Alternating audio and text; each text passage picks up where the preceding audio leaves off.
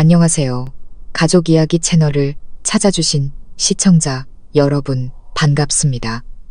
한평생을 꽁꽁 숨겨온 가족의 비밀이 있습니다. 누군가 일부러 감춘 것이 아니라 너무나 큰 고통에 차마 입 밖으로 꺼낼 수 없었던 이야기죠. 어느 날 밤 어린 며느리는 아이의 울음소리에 잠에서 깼다가 우연히 시아버지의 방에서 들려오는 기이한 소리를 듣게 됩니다. 한밤중의 속삭임, 어둠 속에 드리워진 그림자는 잠든 줄로만 알았던 과거의 문을 열었습니다. 낡은 장롱 뒤에서 떨어진 낡은 휴대폰부터 잊혀진 옛 연서까지, 그리고 묵묵히 고통을 감내해온 한 남자와 사랑과 혼란의 경계에 선 한 남편의 이야기까지. 마침내 모든 것은 눈물로 얼룩진 법정에서 정과 혈연, 그리고 명예라는 가치의 저울질을 받게 됩니다. 이것은 단순히 잠 못 이룬 어느 하룻밤의 이야기가 아닙니다. 이것은 진실을 파헤치는 여정이며 굳건하다고 믿었던 가정 안에서 한 여성이 보여준 강인함에 대한 교훈입니다. 깊고 잔잔하지만 강렬한 여운을 남기는 이 이야기에 귀 기울여 주시길 바랍니다. 그리고 때로는 침묵이야말로 가장 강력한 목소리가 될 수 있다는 것을 잊지 마세요. 제 이름은 민서, 29살입니다. 세 세대가 함께 사는 집의 며느리죠. 남편 준호는 집안의 막내로 마음씨는 착하고 아내와 아이를 끔찍이 아끼지만 부모님 앞에서는 유독 약한 모습을 보이는 사람입니다. 저희는 결혼 3년 차에 첫 아이 소리를 낳았고 이제 막 3개월이 지났습니다. 산후조리를 하고 경제적인 여유가 없어 시댁에서 계속 지내게 되었습니다. 그 때문에 시댁 식구들과의 갈등도 조금씩 늘어났죠. 하지만 온 가족이 잠든 고요한 밤, 시아버지의 방에서 상상조차 못했던 엄청난 비밀을 우연히 발견하게 될 줄은 꿈에도 몰랐습니다. 그날 밤도 여느 때처럼 아이에게 젖을 물리고 재웠습니다. 새벽 1시쯤 소리가 다시 칭얼거리며 젖을 찾았습니다. 저는 눈을 비비며 일어나 아이를 안고 창문 커튼을 살짝 걷어 밖을 내다보았습니다. 추적추적 비가 내리는 밖은 칠흑같이 어두웠고 복도에 켜진 희미한 백열등 불빛만이 집안을 비추고 있었습니다. 아이를 달래고 있는데 갑자기 이상한 소리가 들렸습니다. 마치 무거운 책상다리나 가구를 끄는 듯한 소리였습니다. 소리는 복도 맨 끝에 있는 시아버지의 방에서 들려왔습니다. 처음에는 아버님께서 밤에 자주 잠을 설치시니 뒤척이시거나 화장실에 가시는 소리려니 했습니다. 하지만 곧이어 들려온 속삭임은 너무 자가 없는 소리처럼 들렸지만 제 등골을 서늘하게 만들기에 충분했습니다. 심장이 빠르게 뛰기 시작했습니다. 저는 문 쪽으로 귀를 기울여 소리를 엿들었습니다. 이번에는 더 선명하게 들렸습니다. 누군가 중얼거리는 소리, 분명 아버님의 목소리였습니다. 그런데 그 사이사이에 웃음소리 같은 것이 섞여 있었습니다. 혼란스러웠습니다. 잠꼬대를 하시는 걸까? 하지만 시아버님은 원래 과묵하고 점잖으신 분이었고 몽유병이나 정신이 온전치 못한 분은 더더욱 아니었습니다. 게다가 그 목소리는 혼잣말하는 사람 같지 않았습니다. 리듬이 있었고 대화가 오가는 듯했죠. 저는 숨을 죽이고 아이를 다시 눕힌 뒤 조심스럽게 방문을 열었습니다. 남편은 아무것도 모른 채 깊이 잠들어 있었습니다. 저는 가슴에 손을 얹고 심장이 튀어나오지 않도록 진정시키며 살금살금 복도로 나갔습니다. 시아버지의 방문 앞에 서자 안에서 들려오는 목소리가 더욱 뚜렷해졌습니다. 더 이상 중얼거림이 아닌 두 사람의 목소리였습니다. 하나는 분명 아버님의 목소리였고 다른 하나는 여성의 목소리였습니다. 온몸에 전기가 흐르는 듯한 충격을 받았습니다. 이 집에서 여자는 저와 시어머니뿐인데 어머님은 2년 전 암으로 돌아가셨습니다. 그렇다면 저 목소리는 누구의 것일까요? 저는 차마 문을 두드릴 수 없었습니다. 손이 사시나무 떨리듯 떨렸습니다. 저는 몸을 숙여 낡은 경첩 때문에 살짝 벌어져 있는 문틈으로 안을 들여다보았습니다. 방 안에 노란 불빛이 새어나왔고 제가 본 광경은 숨이 멎을 듯한 충격 그 자체였습니다. 시아버지께서는 잠자리에 드신 게 아니었습니다. 침대에 똑바로 앉아 탁자 위에 놓인 사진을 뚫어지라 쳐다보고 계셨습니다. 돌아가신 어머님, 화영 씨의 영정 사진이었죠. 그 앞에는 낡고 해진 잠옷 한 벌이 놓여 있었습니다.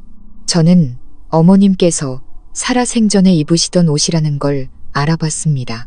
하지만 제 등골을 오싹하게 만든 것은 아버님께서 마치 살아있는 사람을 어루만지듯 그 잠옷을 쓰다듬고 계셨다는 사실입니다. 아버님은 어머님의 이름을 부르며 속삭이고 미소 짓고 계셨습니다. 저는 심장이 멎는 듯해 넋나간 사람처럼 뒷걸음질 쳤습니다. 제가 너무 예민했던 걸까요? 아니면 정말로 아버님께서 이상한 행동을 하고 계셨던 걸까요? 저는 벽을 붙잡고 간신히 제 방으로 돌아왔습니다. 추운 날씨에도 온몸에서 식은땀이 흘렀습니다. 그날 밤 저는 한숨도 잘 수 없었습니다. 방금 본 장면이 머릿속에서 떠나지 않았습니다. 다음 날 아침 저는 아무렇지 않은 척했습니다. 시아버님은 여전히 아무 일 없었다는 듯 식탁에 앉아 계셨습니다. 여전히 점잖으셨고 천천히 식사하셨으며 남편이 건강을 여쭐 때 가끔 고개를 끄덕이실 뿐이었습니다. 하지만 저는 아버님께서 예전에 어머님이 끼시던 금반지, 결혼반지를 끼고 계신 것을 발견했습니다. 어머님이 돌아가신 후 장롱 안에 넣어두셨던 반지였습니다. 그리고 더 이상했던 것은 침실을 정리하고 싶다며 저녁 식사를 같이 하지 않겠다고 하셨을 때였습니다. 남편은 별 신경 쓰지 않았습니다. 원래 아버지를 속 깊고 내성적인 분이라고 생각했기에 궁금해하지도 않았죠. 하지만 저는 달랐습니다. 그날 밤 이후 제 마음속에는 형언할 수 없는 불안감이 무겁게 자리 잡았습니다. 그리고 그 불안감은 저로 하여금 그 방과 시아버지의 기이한 행동에 대해 끝까지 파헤쳐야 한다는 충동을 불러일으켰습니다. 아버님께서 무언가를 숨기고 계신 걸까요? 아니면 정말로 가족들이 모르는 사이 정신적으로 불안정한 상태에 빠지신 걸까요? 저는 계획을 세우기 시작했습니다. 하지만 그 방, 아버님의 사적인 세계로 깊이 들어갈수록 제가 마주하게 될 것이 슬픔으로 얼룩진 과거와 직접 보지 않았다면 절대 믿지 못했을 비밀이라는 것을 그때는 알지 못했습니다. 그날 아침 저는 평소처럼 시아버지께 차를 내어드렸습니다. 손으로는 찬물을 따르고 있었지만 머릿속은 복잡했습니다. 어머님의 잠옷에 대고 속삭이시던 아버님의 모습이 마치 영화처럼 머릿속에서 계속해서 반복되었습니다. 두려워해야 할지, 안타까워해야 할지, 아니면 침묵해야 할지 알 수 없었습니다. 제가 조심스럽게 여쭤봤습니다. 아버님, 밤에 잘 주무셨어요? 아버님은 찻잔을 내려놓으시며 옅게 미소 지으셨습니다.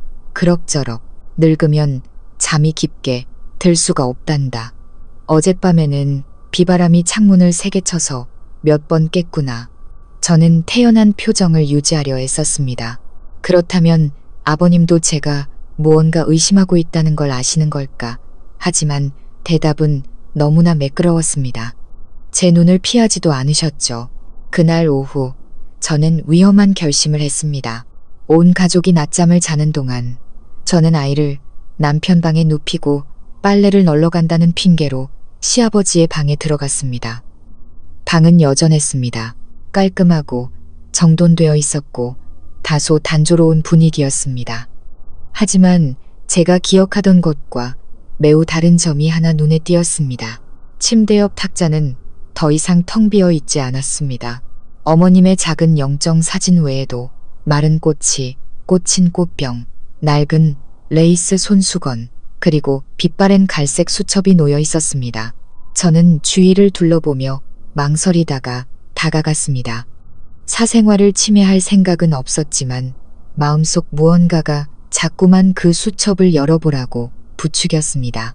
첫 장에는 단 한 줄의 단정한 글씨가 적혀 있었습니다. 화영이 없는 날들의 일기. 저는 소름이 돋았습니다. 화영은 시어머니의 이름이었습니다. 어머님이 돌아가신 지 거의 2년이 다 되어 가는데 아버님은 여전히 어머님을 위한 일기를 쓰고 계셨던 겁니다. 저는 계속해서 몇 장을 더 넘겼고 눈시울이 붉어지기 시작했습니다. 오늘로 당신이 떠난 지 꼭 1년이 되는 날이오. 나는 아직도 이 방의 고요함이 익숙하지 않구려. 침대 시트에는 아직 당신의 향기가 남아있소. 빨래를 하지 않았소. 빨래를 하면 당신이 정말로 이 집에 없는 게 될까봐 두렵소. 다른 페이지에는 이렇게 적혀 있었습니다. 오늘 또 당신 꿈을 꿨소. 당신이 화장대 앞에 앉아 날 깨우며 웃고 있었지. 꿈에서 깨니 내 눈물의 베개가 젖어 있었소. 저는 황급히 수첩을 탁자 위에 내려놓았습니다. 손이 떨렸습니다. 두려워서가 아니라 먹먹함 때문이었습니다. 저는 아버님을 차갑고 무뚝뚝한 분이라고 생각했습니다. 하지만 그 침묵 뒤에는 돌아가신 아내를 미칠 듯이 그리워하는 애끓는 마음이 숨겨져 있었습니다. 그리고 어젯밤 제가 아버님께서 낡은 잠옷과 대화하는 것을 본 그 밤은 환각이 아니라 스스로를 위로하는 하나의 습관이었던 겁니다. 저는 방을 나가려고 몸을 돌리다가 실수로 창가 의자에 살짝 부딪혔습니다. 의자가 조금 밀리면서 편지가 담긴 나무 상자가 드러났습니다. 저는 이 상자를 전에 본 적이 없었습니다. 이번에는 망설였지만 결국 제 손은 상자를 열고 말았습니다. 상자 안에는 수십 통의 편지가 가지런히 정리되어 있었습니다. 낡고 여러 번 읽은 흔적이 역력했습니다. 어떤 편지는 종이 가장자리가 누렇게 변색되어 있었습니다. 모든 봉투에는 나의 화영에게라는 익숙한 글귀가 적혀 있었고 전부 어머님이 돌아가신 후에 쓰인 것들이었습니다. 저는 편지 한 통을 집어들어 읽었습니다. 여보, 오늘 아들 녀석이 손주를 안고 있는 모습을 봤소. 아비의 무게의 등이 굽어 있는 것을 보니 당신 생각이 간절하더군. 예전에 아이가 열이 날 때마다 당신이 밤을 새우며 손으로는 기름을 바르고 입으로는 기도를 올리던 모습이 떠오르오. 나는 당신에게 미신을 믿는다며 핀잔을 줬지만 이제야 알겠소. 가장 무력할 때 우리가 할 수 있는 것은 기도뿐이라는 것을. 저는 더 이상 읽을 수가 없었습니다. 눈물이 쏟아졌습니다. 저는 조용히 모든 것을 제자리에 두고 문을 닫고 방으로 돌아왔습니다. 그날 오후 내내 저는 감히 아버님을 똑바로 쳐다보지 못했습니다. 하지만 제 마음속에는 연민이 가득 차 있었습니다. 저는 아버님을 기이한 사람이라고 오해했지만 사실 아버님은 아내가 떠난 지 2년이 다 되도록 뼛속까지 아내를 그리워하는 한 남편일 뿐이었습니다. 그날 저녁 온 가족이 식사를 하는데 시아버님께서 갑자기 제게 물으셨습니다. 내가 많이 이상해 보이느냐? 저는 깜짝 놀라 손에 들고 있던 밥그릇을 떨어뜨릴 뻔했습니다. 남편은 무슨 일인지 영문을 모른 채 아버지를 쳐다보았습니다. 저는 우물쭈물하며 대답했습니다. 아니에요, 아버님. 아버님은 한숨을 쉬시더니 제 밥그릇에 반찬을 얹어주시며 말씀하셨습니다. 괜찮다. 내가 남들처럼 정상이 아니란 건 안다. 하지만 걱정할 것 없다. 난 미치지도 몽유병에 걸리지도 않았다. 그저 추억과 함께 살고 있을 뿐이다. 그제야 남편이 약간 언짢은 목소리로 말했습니다. 아버지, 무슨 이상한 말씀을 하세요? 아버지는 건강하시고 정신도 멀쩡하신데 누가 아버지를 미쳤다고 해요. 아버님은 옅게 웃으시더니 식사가 끝날 때까지 침묵을 지키셨습니다. 그날 밤 아이를 재우고 나서 저는 조용히 시아버지의 방문 앞으로 가 가볍게 노크했습니다. 아버님, 잠시 이야기 좀 나눌 수 있을까요? 아버님께서 문을 여셨습니다. 노란 불빛 아래 아버님의 얼굴에는 고독한 주름이 선명했습니다. 저는 아버님 옆에 앉아 아무것도 묻지 않고 그저 조용히 말했습니다. 아버님, 저 다 봤어요. 일부러 그런 건 아니지만 저 아버님 마음 이해해요. 원망하지 않아요. 아버님은 저를 바라보셨습니다. 눈가가 약간 붉어져 있었습니다. 아버님은 고맙다는 듯 고개를 끄덕이셨습니다. 고맙다, 민서야. 늙은이의 외로움을 모두가 이해해주는 건 아니지. 그저 내 어미가 저 세상에서 편히 쉴 수 있도록 이 일은 비밀로 해주길 바랄 뿐이다. 저는 아버님의 손을 잡았습니다. 약속할게요. 하지만 아버님, 모든 걸 혼자 짊어지려고 하지 마세요. 저희가 있잖아요. 아버님은 혼자가 아니세요. 저는 이대로 모든 것이 끝날 줄 알았습니다. 하지만 제 착각이었습니다. 일주일 후 아버님께서 현실의 공간을 되찾기 위해 방을 다시 정리하고 싶다고 갑자기 말씀하셨습니다. 저는 아버님을 도와 물건을 옮겼습니다. 그리고 벽에 붙어있던 낡은 장롱을 드러냈을 때 저는 그 자리에서 얼어붙게 만드는 물건을 발견했습니다. 벽 틈새에서 낡은 휴대폰 하나가 떨어졌습니다. 잠금은 풀려 있었고 그 안에는 녹음 파일들이 들어있었습니다. 파일 이름은 그의 밤 침실 녹음. 아버님께서 녹음하신 걸까요? 아니면 누군가 비밀리에 감시하고 있었던 걸까요? 이야기는 그리움에서 멈추지 않고 제가 상상했던 것보다 훨씬 더 끔찍한 무언가를 향해 열리기 시작했습니다. 저는 벽 틈새에서 떨어진 휴대폰 앞에서 마치 누군가에게 뺨을 맞은 것처럼 멍하니 서 있었습니다. 휴대폰을 집어드는 손이 떨렸습니다. 아직 배터리가 남아있는지 화면이 희미하게 켜져 있었습니다. 비밀번호는 없었고 모든 것이 선명하게 보였습니다. 마치 다른 사람이 발견하도록 일부러 놓아둔 것처럼요. 저는 녹음 목록을 열었습니다. 밤녹음 1, 밤녹음 2부터 밤녹음 10까지 순서대로 번호가 매겨진 파일 10여 개가 나타났습니다. 저는 마른 침을 삼키고 아까 처음 봤던 밤녹음 5 파일을 가볍게 눌렀습니다. 목소리가 흘러나왔습니다.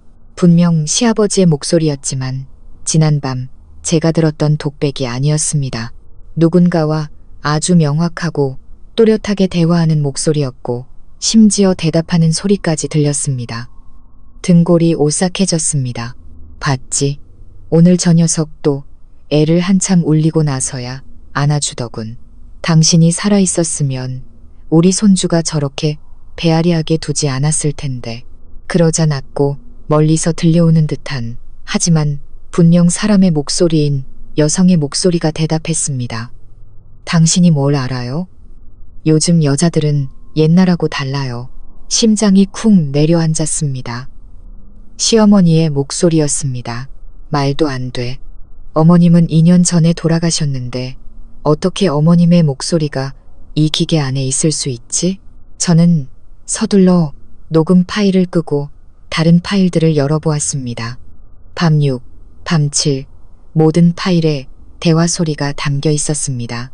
대화의 일부는 마치 연출된 것처럼 또 어떤 부분은 실제처럼 들렸습니다. 저는 휴대폰을 챙겨 장롱을 닫고 시아버지 앞에서 태연한 척했습니다.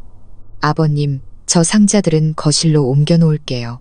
아버님은 고개도 들지 않으시고 그저 하고 대수롭지 않게 대답하셨습니다. 저는 휴대폰을 재킷 주머니 깊숙이 숨기고 서둘러 방으로 향했습니다. 문을 닫자마자 침대에 주저앉았습니다. 머릿속이 아찔했습니다. 만약 이게 시아버지의 휴대폰이 맞다면 아버님은 돌아가신 아내와의 독백을 스스로 녹음하신 겁니다. 하지만 아니라면 다른 누군가가 아버님 방에 몰래 설치한 녹음 장치라면 이건 훨씬 더 무서운 일이었습니다. 저는 온 가족이 잠든 밤이 되어서야 몰래 휴대폰을 꺼내 더 자세히 확인했습니다. 기기 메모리는 거의 가득 차 있었고 녹음 폴더 외에 옛날 사진이라는 폴더도 있었습니다. 열어보자 심장이 다시 한번 철렁했습니다. 그 안에는 어머님이 요리하시거나 청소하시거나 툇마루에 앉아 계신 모습부터 병원에 누워 계신 모습까지 100장이 넘는 사진이 있었습니다. 제가 한 번도 본 적 없는 사진들이었죠. 어떤 사진은 멀리서 찍은 것처럼 보였고 마치 몰래 촬영된 듯 했습니다. 심지어 어머님이 이불을 덮고 침대에 누워 계실 때 문틈으로 찍은 사진들도 있었습니다. 누가 감시하고 있었던 걸까요? 저는 제 눈을 믿을 수 없었습니다. 그 사진들은 가족 앨범 어디에도 없었습니다. 그렇다면 누가 찍은 걸까요? 뼈마디 사이사이로 소름 끼치는 공포가 스며들었습니다. 저는 밤 녹음 3 파일을 켜고 이번에는 아주 작은 소리 하나까지 집중해서 들었습니다. 남자의 목소리는 여전히 시아버지였지만 여자의 목소리는 시어머니의 목소리와는 달랐습니다. 약간 톤이 어긋나고 더 쉬어 있었으며 어떤 부분은 마치 편집된 것처럼 끊겼습니다. 저는 의심하기 시작했습니다. 누군가가 이 대화들을 조작한 것은 아닐까? 이 집안의 누군가가 의도적으로 환각을 만들어내기 위해 이런 짓을 하고 있는 것은 아닐까? 하지만 대체 왜? 다음날 아침 저는 IT 업계에서 일하는 친한 친구에게 전화를 걸었습니다. 차마 모든 것을 털어놓지는 못하고 낡은 휴대폰을 주었는데 몰래 녹음하거나 추적하는 앱이 있는지 확인해달라고만 했습니다. 점심때쯤 친구에게서 연락이 왔습니다. 기기 자체에는 이상한 점이 없지만 녹음 파일들에 편집된 흔적이 보인다고 했습니다. 자세히 들어보면 여자가 말하는 부분의 톤이 일정하지 않고 어떤 단어는 반복되는 것이 여러 소스에서 짜깁기 한 것 같다고 했습니다. 저는 할 말을 잃었습니다. 그렇다면 누군가가 의도적으로 가짜 대화 파일을 만들었다는 뜻입니다. 하지만 왜 시아버지께 그런 짓을 하는 걸까요? 아니면 아버님 본인이 그날 저녁 저는 남편과 이야기를 나눴습니다. 처음에는 남편이 제 말을 무시했습니다. 여보, 이상한 생각 좀 하지 마. 아버지는 그냥 정이 많으셔서 엄마가 너무 그리우니까 이상한 습관이 생긴 것뿐이야. 아버지가 무슨 기술이 있다고 녹음을 하고 목소리를 편집해. 저는 남편을 쳐다보았습니다. 그럼 이 집에 다른 사람이 있다는 생각은 안 해봤어? 외부인이 우리를 감시하고 있다는. 남편이 미간을 찌푸렸습니다. 무슨 소리야? 우리 집엔 아버지랑 우리 부부 그리고 아기 말고 낯선 사람이 어디 있어? 아, 아버지 형님이신 동진 큰아버님 계시지.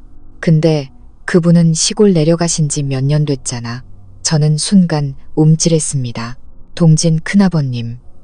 항상 말이 없고 시골에 혼자 살기 전까지 10년 동안 이 집에서 함께 살았던 분. 그는 인색하고 교류가 적었지만 시어머니가 살아계실 때 유독 관심을 보이셨습니다. 저는 그분이 어머님을 바라보는 눈빛이 이상하다고 느낀 적이 몇 번 있었습니다. 존중하는 것 같으면서도 어딘가 죄책감이 서려 있는 듯한 눈빛. 하지만 그때는 그저 혈육의 정이려니 생각했습니다. 한 가지 생각이 머리를 스치자 등골이 오싹해졌습니다. 이 녹음 파일들 뒤에 있는 사람이 시아버지가 아니라 동진 큰아버님일지도 모른다는 생각. 저는 서둘러 휴대폰을 다시 확인하고 이번에는 메모 앱을 꼼꼼히 훑어보았습니다. 초안 폴더에 짧은 글이 있었습니다. 동진, 그 녀석이 진실을 알게 해선 안 돼. 민서가 눈치채면 모든 게 무너진다. 저는 다리에 힘이 풀렸습니다. 여기서 동진은 큰아버님일까요? 아니면 글을 쓴 사람일까요? 그리고 그 녀석은 저를 말하는 걸까요?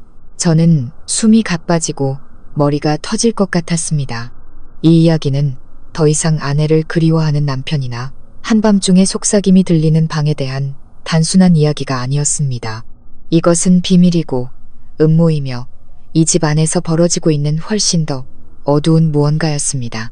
그리고 저는 한낱 며느리인 제가 우연히 그 소용돌이 속으로 발을 들인 것입니다. 저는 이 일을 분명히 해야 했습니다. 동진 큰아버님을 만나야 했습니다. 하지만 남편에게 말해야 할까요? 아니면 혼자 조용히 조사해야 할까요? 저는 며칠 후 시아버님께서 제가 목격했던 그 어떤 것보다 더 충격적인 행동을 하실 줄은 상상도 못했습니다. 아버님은 한밤중에 제 방으로 똑바로 걸어 들어오셨습니다. 손에는 시어머니의 결혼 사진을 들고 온몸에 소름이 돋게 하는 한마디를 던지셨습니다. 네가 무얼 알고 있는지 안다. 하지만 더는 찾지 마라. 그러지 않으면 이 집을 떠나는 다음 사람은 내 어미만이 아닐 것이다. 저는 시아버님께서 제 방문 앞에 서 계신 것을 보고 그 자리에서 얼어붙었습니다. 손에는 시어머니의 결혼 사진을 성물처럼 꽉 쥐고 계셨습니다. 아버님의 눈은 핏발이 서 있었고 목소리는 평소보다 훨씬 낮고 쉬어 있었습니다. 방금 하신 말씀은 제 머리를 망치로 내리치는 것 같았습니다. 네가 무얼 알고 있는지 안다. 하지만 더는 찾지 마라. 그러지 않으면 이 집을 떠나는 다음 사람은 내 어미만이 아닐 것이다. 저는 아이를 품에 꼭 안았습니다. 온몸이 떨리고 목이 바싹 말라 아무 말도 할 수 없었습니다. 남편은 옆에서 깊이 잠들어 자신의 아버지가 와 있다는 사실조차 모르고 있었습니다. 남편이 그저 아내를 잃고 조용히 살아가는, 누구에게도 패끼치지 않는 늙은 아버지라고만 생각했던 그분이 말입니다. 저는 아버님의 눈을 똑바로 쳐다보았습니다. 더 이상 온화하고 점잖은 모습이 아니었습니다. 모순으로 가득 찬 경계심과 어딘가 두려움 같은 것이 서려 있었습니다. 저는 마른 침을 삼키고 최대한 침착한 목소리를 내려고 애썼습니다. 아버님, 무슨 말씀이신지 모르겠어요. 저는 그냥 아버님께서 어머님을 그리워하시는 것 같아 걱정이 돼서. 아버님은 바로 대답하지 않으시고 조용히 다가와 사진을 탁자 위에 내려놓으시더니 몸을 돌려 나가셨습니다. 방문을 닫기 전 아버님은 고개를 돌려 이를 악문 듯한 목소리로 말씀하셨습니다. 아무에게도 이 일을 알리지 마라. 내 남편에게도 문이 닫혔습니다. 가볍지만 보이지 않는 판결에 망치 소리처럼 무겁게. 저는 그날 밤 내내 침대 가장자리에 멍하니 앉아 단 1초도 잠들지 못했습니다. 머릿속은 풀리지 않는 질문들로 가득 찼습니다. 아버님은 제가 의심하고 있다는 것을 어떻게 아셨을까? 왜 저를 위협하셨을까? 그리고 집을 떠난다는 사람은 누구를 말하는 걸까? 다음날 아침 저는 아이가 미열이 있다는 핑계로 하루 휴가를 냈습니다. 생각할 시간이 필요했습니다. 흩어진 기억의 조각들과 지난 며칠간의 모든 이상한 점들을 다시 맞춰볼 조용한 공간이 필요했습니다. 저는 휴대폰 속 옛 사진들을 다시 뒤졌습니다. 벽에서 떨어진 그 휴대폰 갤러리에는 시어머니께서 동진 큰아버님과 나란히 서서 찍은 사진이 한 장 있었습니다. 제 눈은 즉시 그곳에 멈췄습니다. 사진을 확대해 큰아버님의 얼굴을 보자 손이 떨렸습니다. 그때 어머님을 바라보던 그 눈빛은 정말로 사촌 형제 간의 정이라고 보기 어려웠습니다. 저는 시어머니가 돌아가셨을 때 동진 큰아버님이 장례식에 오지 않으셨던 것을 떠올렸습니다. 남편은 그때 큰아버님이 편찮으셔서 못 오셨다고 했지만 지금 생각하니 정말 이상했습니다. 10년 넘게 한 집에 살았던 그토록 가까운 분이 마지막 가시는 길도 배웅하지 않다니요. 저는 남편에게 묻기로 결심했습니다. 여보, 어머님 돌아가셨을 때 큰아버님 왜 안 오셨지? 내가 알기론 아주 가까이 사셔서 몇 시간이면 오실 수 있었잖아. 남편은 머리를 극적였습니다. 아버지가 편찮으시다고 했잖아. 잊었어? 나도 자세히는 안 물어봤어. 어차피 다 지난 일이잖아. 저는 더 말하지 않았지만 마음속은 파도가 일었습니다. 시아버지와 동진 큰아버님 사이에 무언가 수상한 점이 있었습니다. 어쩌면 두 분이 어떤 비밀을 숨기고 있고 시어머니가 그 희생자였을지도 모릅니다. 그날 밤 저는 온 가족이 잠들기를 기다렸다가 지난번 휴대폰을 숨겨둔 것을 서랍으로 살금살금 갔습니다. 저는 다시 녹음 파일들을 열었습니다. 이번에는 배경음에 더 집중했습니다. 그러다 밤 녹음 8파일에서 소름 끼치는 단서를 발견했습니다. 시아버지의 대화 목소리 사이로 괴종 시계가 2번 울리는 소리가 들렸습니다. 그건 아버님 방의 시계가 아니었습니다.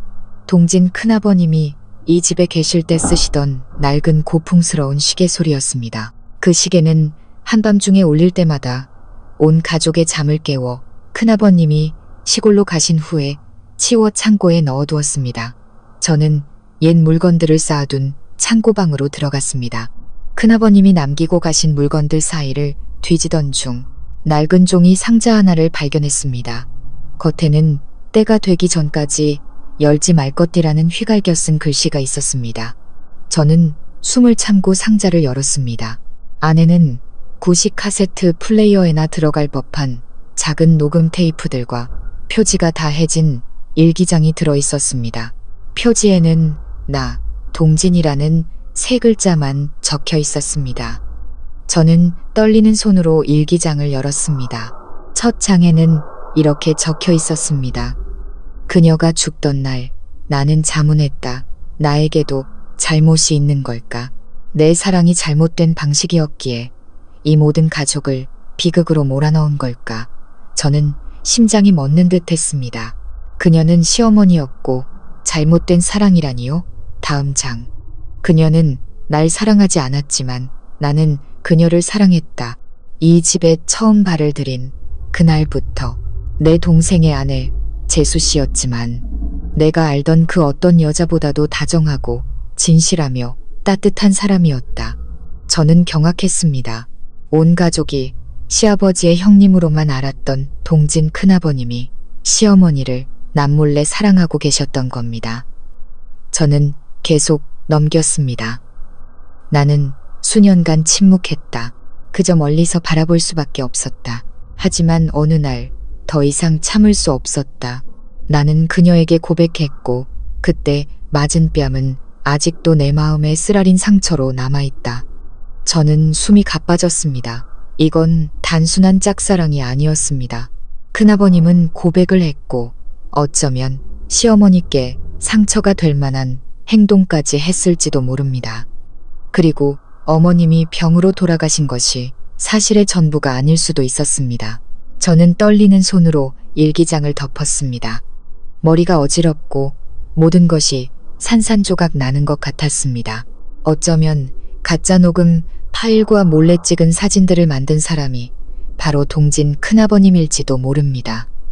뒤틀리고 금지된 사랑을 만족시키기 위해서, 그리고 시아버님은 아마 모든 것을 알고 계셨지만 침묵을 선택하신 걸 겁니다. 가족의 명예를 지키기 위해서, 혹은 모든 것이 드러나면 이 위태로운 가정이 완전히 무너질까 두려워서 저는 일기장을 이름 없는 고통의 증거처럼 가슴에 품었습니다.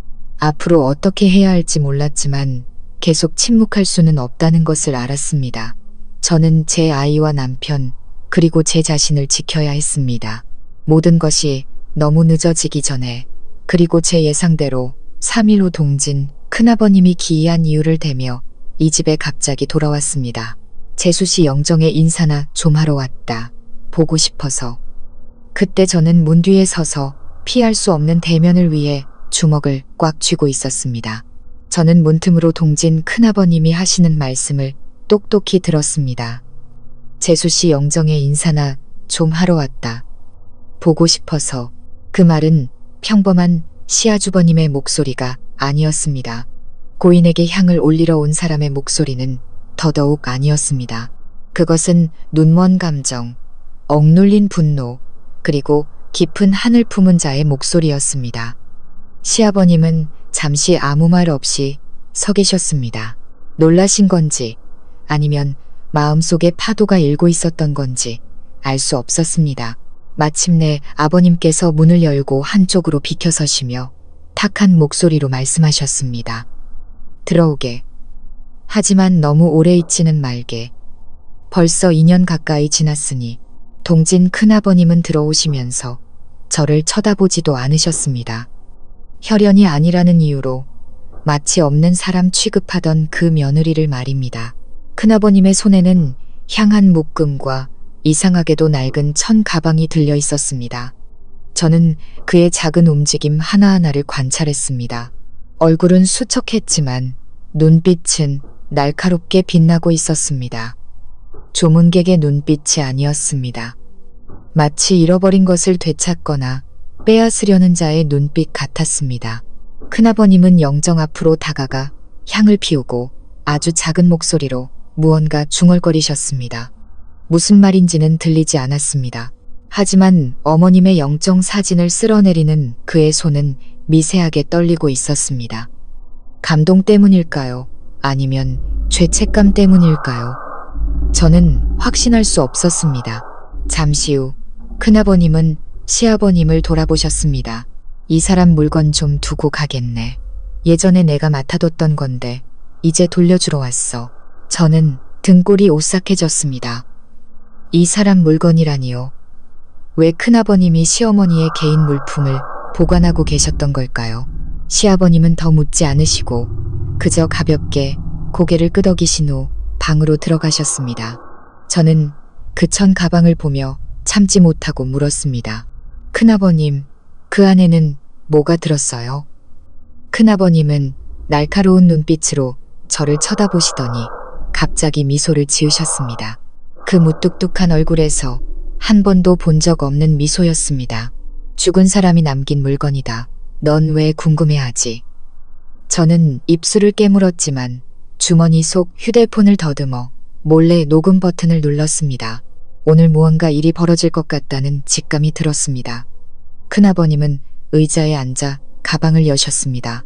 낡은 손수건 몇 장, 빛바랜 회색 스웨터, 그리고 창고에서 찾았던 것과 똑같은 가죽 표지의 수첩이 보였습니다. 큰아버님은 그것을 보물처럼 두 손으로 들어 가슴에 꼭 껴안더니 한숨을 쉬셨습니다. 내가 좀 더 용감했더라면 모든 것이 달라졌을 텐데.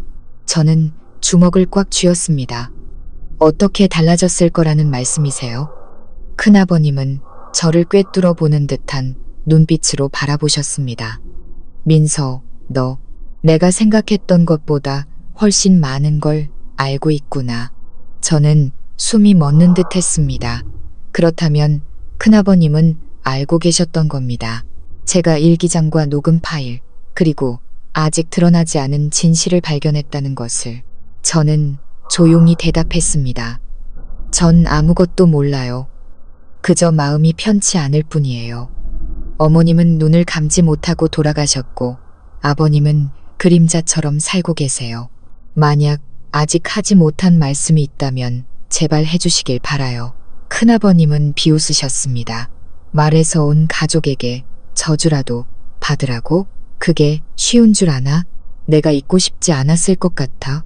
하지만 그 사람은 죽었고 나는 평생을 시달리며 살고 있다. 그리고 그 사람도 네가 생각하는 것처럼 성녀는 아니었어. 민서야. 저는 벌떡 일어섰습니다. 그게 무슨 말씀이세요? 내가 그 사람을 사랑한 건 맞아. 하지만 선을 넘은 적은 없어. 난 그저 그 사람에게 속했던 것들을 간직했을 뿐이야.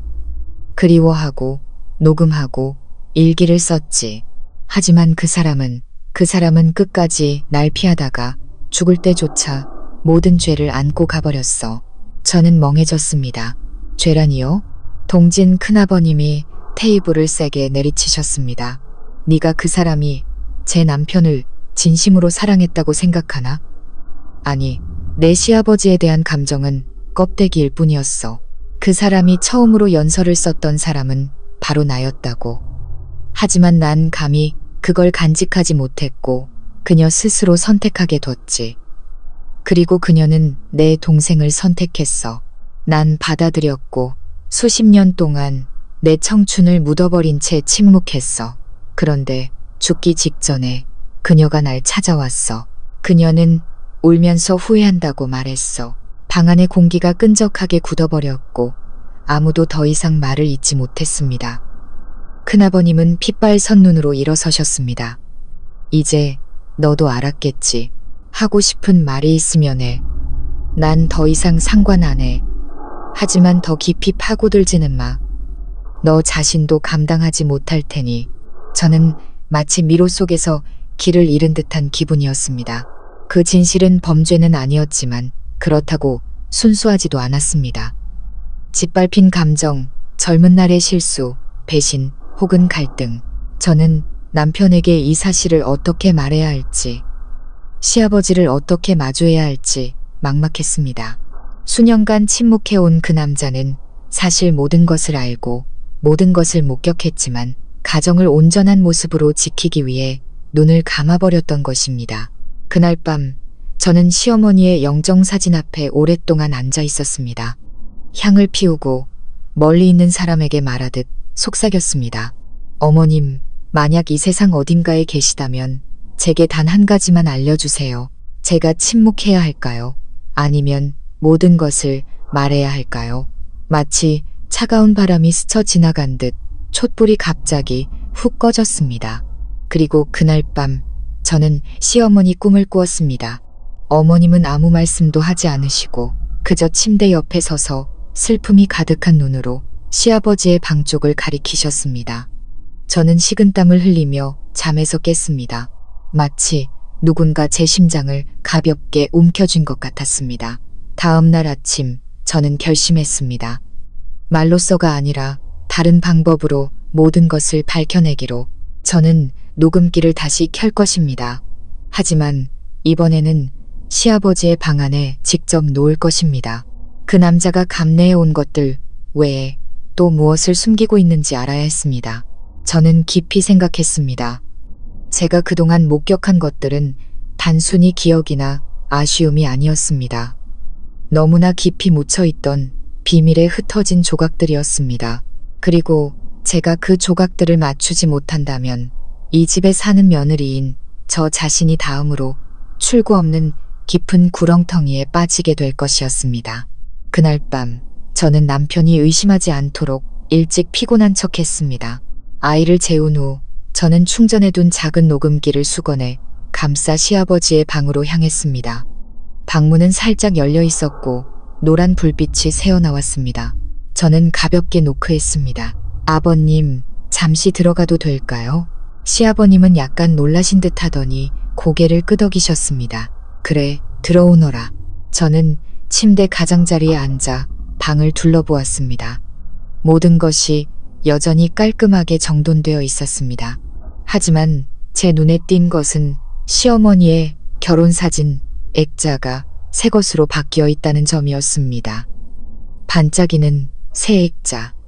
최근에 닦거나 교체하신 것 같았습니다. 저는 심호흡을 하고 최대한 부드러운 목소리로 말했습니다.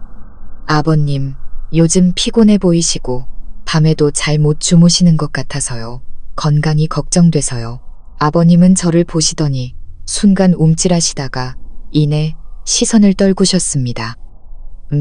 괜찮다. 아마 늙어서 밤에 헛된 꿈을 많이 꿔서 그런가 보다. 저는 고개를 끄덕이며 몰래 수건을 침대 머리맡 선반에 올려놓았습니다. 소리가 가장 잘 녹음될 만한 곳이었습니다. 수건 안에는 녹음기가 들어있었고 소리가 감지되면 자동으로 녹음되도록 설정해 두었습니다. 저는 일어서며 말했습니다. 아버님, 푹 주무세요. 저는 방으로 돌아갈게요. 문으로 향하는데 아버님께서 갑자기 저를 부르셨습니다. 민서야, 만약 네가 나에 대해 실망할 만한 무언가를 발견하게 된다면 날 미워하겠느냐? 저는 그 자리에 멈춰섰습니다. 아버님의 질문에 가슴이 저려왔습니다.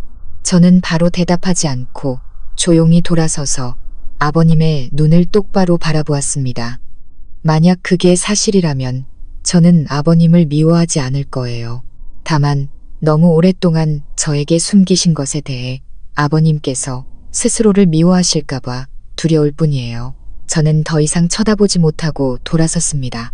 그 대답은 아버님뿐만 아니라 진실과 평온의 경계에 서 있는 제 자신을 위한 것이기도 했습니다. 그날 밤 저는 잠을 이루지 못했습니다. 다음 날 아침 시아버님께서 이른 산책을 나가신 틈을 타 저는 몰래 방에 들어가 녹음기를 회수했습니다.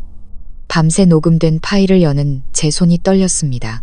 처음에는 가벼운 소음, 침대 소리, 발소리가 들리더니 곧이어 아버님의 목소리가 들렸습니다.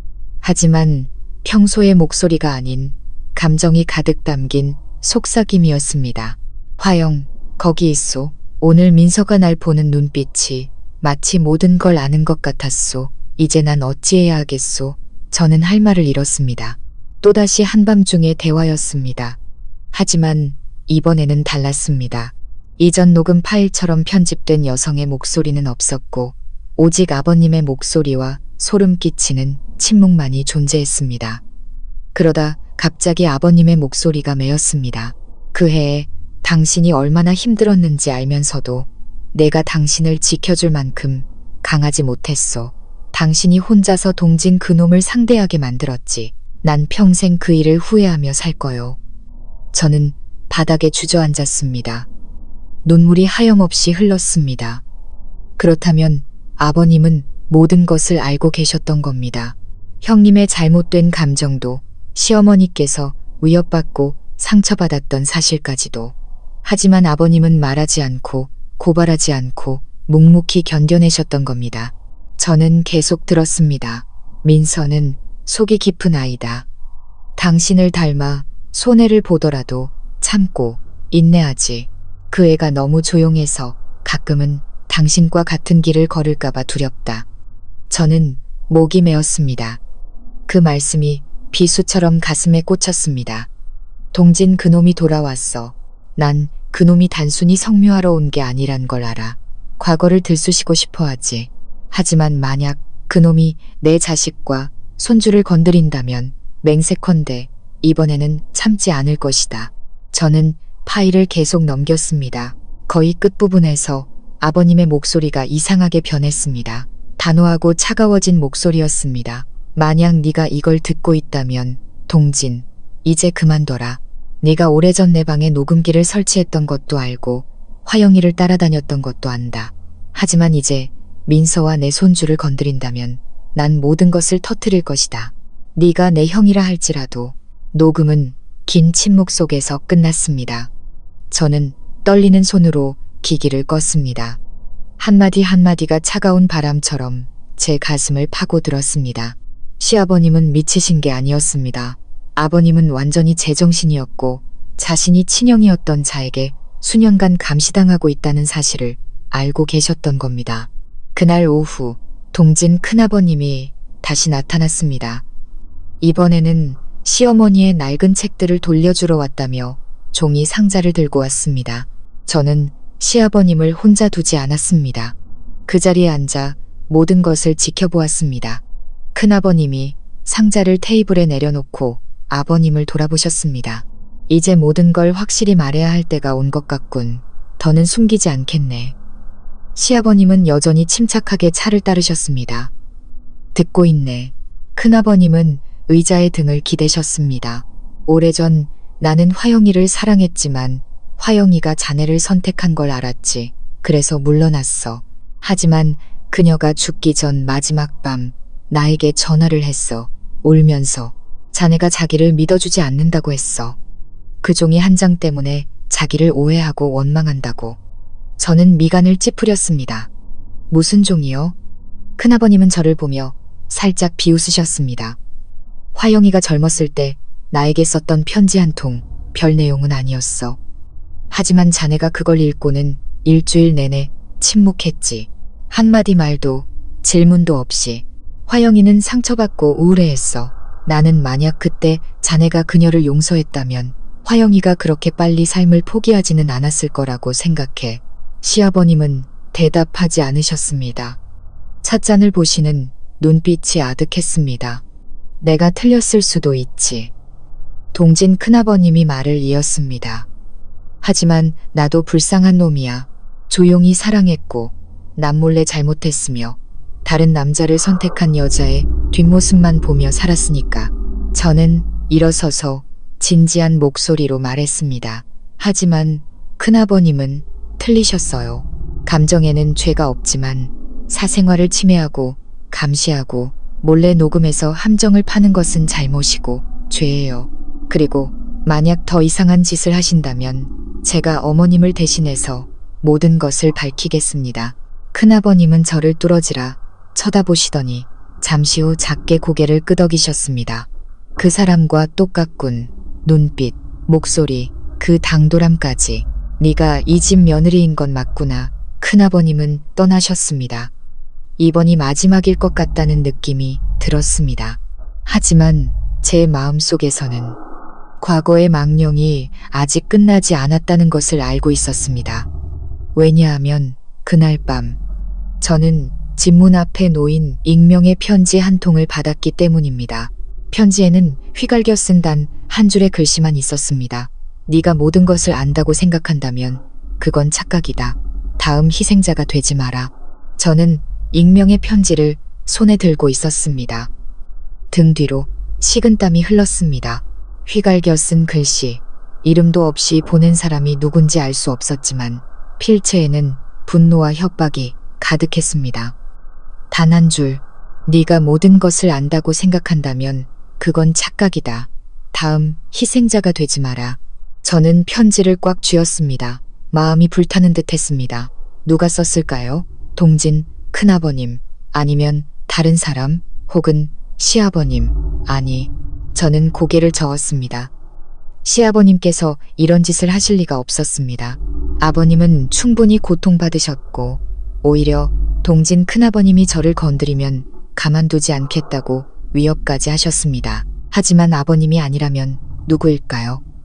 이 집에는 저와 남편, 시아버지, 그리고 아이 외에 누가 드나들며 문 앞에 편지를 놓을 수 있을까요? 저는 보안 카메라를 확인했지만 놀랍게도 그날 밤 카메라는 정확히 3분 동안 신호가 끊겨 있었습니다. 새벽 2시 27분부터 2시 30분까지 영상이 다시 돌아왔을 때 문은 닫혀 있었지만 편지는 현관 앞에 놓여 있었습니다.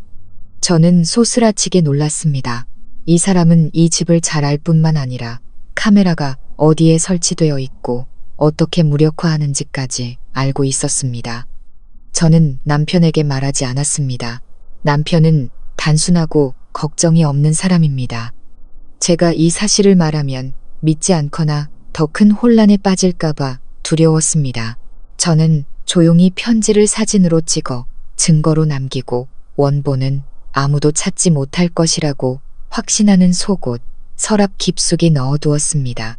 그날부터 저는 더 많은 것을 주의 깊게 살피기 시작했습니다. 동진 큰아버님이 들르실 때마다 항상 가까이에 서 있었고 시아버님께서 저녁에 외출하실 때마다 시계를 확인했습니다. 그리고 이웃들까지 관찰했습니다.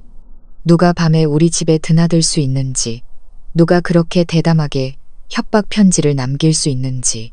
3일 후 조용한 어느 오후 제가 아이를 재우고 있을 때 시아버님께서 갑자기 방문을 두드리셨습니다. 민서야, 들어가도 되겠느냐? 저는 고개를 들었습니다. 아버님의 눈빛은 평소처럼 침착했지만 이번에는 약간의 망설임이 섞여 있었습니다. 저는 고개를 끄덕여 아버님께서 들어오시도록 문을 열어드렸습니다. 아버님은 의자에 앉아 깊이 잠든 제 아이를 보시더니 조용히 말씀하셨습니다. 네가 편지를 받았다고 들었다. 저는 깜짝 놀라 목이 메었습니다. 아버님, 누구에게 들으셨어요? 아버님은 대답 대신 저를 깊이 바라보셨습니다. 그 눈빛 앞에서 저는 거짓말을 할 수 없었습니다. 저는 천천히 고개를 끄덕였습니다. 네, 하지만 누가 보냈는지 모르겠어요. 동진 큰아버님일지도 모른다고 생각해요. 아버님은 한참 동안 침묵하시더니 갑자기 물으셨습니다. 그 편지 아직 가지고 있느냐? 저는 잠시 망설이다 고개를 끄덕였습니다. 네, 원본 그대로 가지고 있고 사진도 찍어뒀어요. 아버님은 고개를 끄덕이시더니 한숨을 쉬셨습니다. 잘했다. 가지고 있거라. 누구에게도 섣불리 주지 마라. 그게 열쇠가 될 수도 있으니. 저는 놀랐습니다. 무슨 열쇠요? 아버님은 바로 대답하지 않으시고 일어서서 제 아이에게 다가가 뺨을 부드럽게 쓰다듬으셨습니다. 그리고 돌아서서 낮지만 납처럼 무거운 목소리로 말씀하셨습니다. 내가 너에게 한 가지 이야기를 해야겠다. 수년간 내가 숨겨왔던 이야기다. 누구를 믿지 못해서가 아니라 만약 말하면 누군가는 그 진실을 감당하지 못하고 살아가지 못할까봐 두려워서였다. 저는 숨을 죽였습니다. 오래전 내 어미가 살아있을 때 나는 그녀가 바람을 피운다고 의심한 적이 있었다. 저는 눈을 동그랗게 떴습니다. 바람이요. 그래, 동진 그놈이 아니라 다른 남자와. 그 남자는 우리 집 뒤뜰에 새들어 살며 일을 도와주던 사람이었다. 그들은 이상할 정도로 친했다. 내가 몇 번이나 그들이 구석에서 이야기하는 것을 봤지만 내가 다가가면 흩어지곤 했지.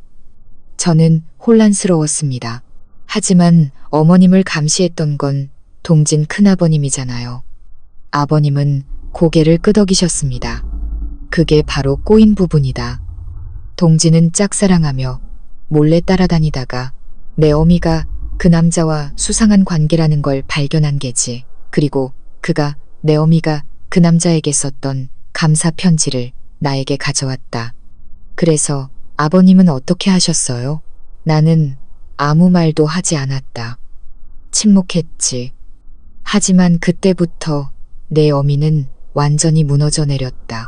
내가 더 이상 자기를 믿지 않는다고 생각했을 수도 있고, 혹은 그 남자에게 배신당했을 수도 있다.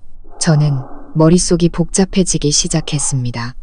모든 것이 제가 한 번도 생각해보지 못했던 방향으로 흘러가고 있었습니다. 그 사람은 누구예요? 아버님은 저를 이상한 눈빛으로 바라보셨습니다. 연민과 고통이 뒤섞인 눈빛이었습니다. 내 남편의 아버지다. 저는 그 자리에서 얼어붙었습니다. 하지만 아버님이 제 남편의 아버지시잖아요. 아니다. 아버님은 고개를 저으셨습니다. 나는 서류상의 아버지일 뿐이다. 나는 그 아이를 갓난아기 때부터 키웠고 그 남자가 친아버지다. 저는 다리에 힘이 풀려 의자를 붙잡아야 했습니다. 심장이 미친 듯이 뛰었습니다. 그럼 제 남편 준호 씨는 아버님의 친아들이 아니라는 말씀이세요? 그렇다. 하지만 나는 그 아이를 아기 때부터 키웠다. 오직 내 어미와 나 그리고 동진만이 이 사실을 안다. 준호에게는 아무도 말한 적이 없다. 저는 두 손을 꽉 쥐었습니다. 눈시울이 뜨거워졌습니다. 그렇다면 제 남편은 30여 년을 자신의 진짜 정체도 모른 채 살아왔고 아내인 저 또한 전혀 모르고 있었던 겁니다. 그리고 시어머니는 해서는 안 될 사람을 사랑한 죄책감과 괴로움 속에서 평생을 사셨을지도 모릅니다. 저는 숨을 헐떡였습니다. 아버님, 그럼 그 익명의 편지는 그 사람에게서 온 걸 수도 있겠네요. 아버님은 고개를 끄덕이셨습니다. 그럴 수 있다. 그는 내 어미가 죽기 전에 한 번 돌아온 적이 있다. 두 사람은 크게 다퉜지. 그때가 내가 내 어미가 그렇게 많이 우는 것을 본 마지막이었다. 그 후로 그녀는 침묵했고 병세는 날로 악화되었다. 의사는 심리적인 영향이 건강에 큰 영향을 미친다고 했지. 저는 문득 깨달았습니다. 아버님, 그럼 지금 그 사람은 어디에 있어요? 모른다. 몇 년째 종적을 감췄다. 하지만 만약 그가 돌아왔다면, 만약 그가 너에게 무언가를 경고하려 한다면 그건 아마 준호 때문일 것이다. 저는 멍해졌습니다. 준호 씨가 감시당하고 있다는 말씀이세요? 감시당하는 것뿐만 아니라 조종당하고 있을 수도 있다. 몇 주 전 기억나느냐? 그 녀석이 회의 핑계를 대고 늦게 들어오기 시작했지. 한 번은 내가 그 녀석이 뒷골목에서 낯선 사람과 이야기하는 것을 봤다. 그 사람이 그놈과 닮았더군. 저는 의자에 털썩 주저앉았습니다. 온몸이 차갑게 식었습니다. 시어머니의 옛 연인, 남편의 친아버지로 의심되는 남자, 제 시어머니의 인생에서 사라진 줄 알았던 그 남자가 이제 돌아와서 이번에는 예정을 되찾으려는 게 아니라 어떤 음모를 계속하기 위해 돌아왔을지도 모릅니다. 저는 의자에 주저앉았습니다. 온몸의 감각이 사라진 것 같았습니다. 시아버님께서 방금 털어놓으신 사실들은 제가 다음 생각을 할 수 없을 정도로 충격적이었습니다. 제 남편, 수년간 제 곁을 지켜온 준호가 아버님의 친아들이 아닐 수도 있고, 시어머니를 나락으로 밀어넣었던 그 남자가 이제 조용히 돌아와 준호에게 접근하고 있다는 사실. 저는 숨을 헐떡였습니다. 제 주변의 모든 세계가 빙글빙글 돌며 무너져 내리는 것 같았습니다. 아버님, 저는 목이 메어 간신히 불렀습니다. 만약 아버님 말씀이 맞다면 그 남자는 왜 돌아온 걸까요? 준호 씨에게 대체 뭘 하려는 걸까요? 시아버님은 한참 동안 깊은 생각에 잠기셨습니다. 앙상한 두 손을 꽉 쥐시자 목소리가 쉬어 있었습니다. 확신할 수는 없다. 하지만 아직까지 내가 준호에게 차마 말하지 못한 것이 하나 있다. 그 남자의 진짜 이름은 강태수다. 그는 사기 및 재산 갈취 혐의로 교도소에 다녀온 적이 있다. 내 어미는 젊고 순진해서 그놈에게 속아 넘어갔지. 진실을 알았을 때 그녀는 끝내고 싶어 했지만 그놈이 놓아주지 않았다. 그래서 내 어미가 나에게 도움을 청했던 거다. 내가 준호를 아들로 받아들여 그녀의 명예를 지켜주기로 한 계지. 저는 숨을 삼켰습니다. 전에 없던 애틋함이 밀려왔습니다. 온화하고 말수가 적으며 항상 가족들의 끼니와 잠자리를 챙기시던 시어머니. 사실은 30년이 넘는 세월 동안 누구에게도 말 못할 고통을 안고 사셨던 겁니다. 아버님, 그럼 준호 씨는 아무것도 모르나요? 한 번도 말한 적 없고 말할 생각도 없었다. 내 마음속에서 준호는 여전히 내 아들이니까 갓난아기 때부터 어른이 될 때까지. 하지만 지금 누군가 그 녀석에게 접근하고 있다는 의심이 든다면 더 이상 비밀로 할 수는 없는 일이다. 저는 고개를 들어 아버님의 눈을 똑바로 쳐다보았습니다. 그럼 이제 저희는 어떻게 해야 해요, 아버님? 준호 씨가 이용당할까봐 두려워요. 그 사람이 준호 씨를 변하게 할까봐 무서워요. 요즘 들어 이미 많이 이상해졌어요. 아버님은 고개를 끄덕이시며 낮은 목소리로 말씀하셨습니다. 민서야, 이제부터 내 남편의 행동 하나하나를 유심히 지켜보거라. 누구와 연락하는지, 낯선 사람을 만나는지, 그리고 절대 네가 감시하고 있다는 걸 들켜서는 안 된다. 확실한 증거를 잡은 후에 마주해야 한다. 저는 결심에 찬 눈으로 고개를 끄덕였습니다. 이번에는 저 자신만을 위해서가 아니었습니다. 이미 너무나 많은 상처를 입은 이 가족의 핏줄인 제 어린 아들을 위해서였습니다. 그날 밤 저는 준호 옆에 누워 잠든 척 눈을 감았지만 마음은 불타는 듯 했습니다. 11시가 거의 다 되었을 때 남편이 몸을 뒤척이더니 조용히 일어나는 것을 느꼈습니다. 저는 실눈을 뜨고 남편을 쳐다보았습니다. 그는 불도 켜지 않고 더듬거리며 휴대폰과 외투를 챙겨 밖으로 나갔습니다. 저는 방문이 닫히는 소리가 들리자마자 벌떡 일어나 창가로 달려갔습니다. 커튼을 젖히자 남편이 집 뒤쪽 뒷길로 통하는 작은 골목으로 빠르게 걸어가고 있었습니다. 심장이 세차게 뛰었습니다. 저는 서둘러 휴대폰을 챙기고 외투를 걸친 뒤 아이를 안고 시아버님께 맡겼습니다. 아이가 열이 나서 약을 사러 가야 한다고 거짓말을 했습니다. 시아버님은 저를 보시더니 모든 것을 이해한다는 눈빛으로 조용히 고개를 끄덕이셨습니다. 조심하거라. 저는 앞문으로 나와 집 뒤편의 작은 골목으로 돌아갔습니다. 가까이 다가가자 조용한 대화 소리가 들렸습니다. 저는 전봇대 뒤에 숨어 귀를 기울였습니다. 그 사람이 눈치챈 것 같아요. 준호의 목소리였습니다. 민서가 그렇게 세세하게 신경 쓸 줄은 몰랐어요. 저는 그 자리에서 얼어붙었습니다. 그 사람은 저를 말하는 것이었습니다. 다른 남자의 낮고 탁한 목소리가 들려왔습니다. 상관없다. 자기가 이기고 있다고 생각하게도 내 계획대로만 하면 그 후에는 그 여자도 더 이상 입을 열 수 없을 거다. 저는 죽은 듯이 서 있었습니다. 준호가 누군가와 결탁하여 어떤 계획을 꾸미고 있고 그 대상이 바로 저였습니다. 저는 온몸을 떨었습니다.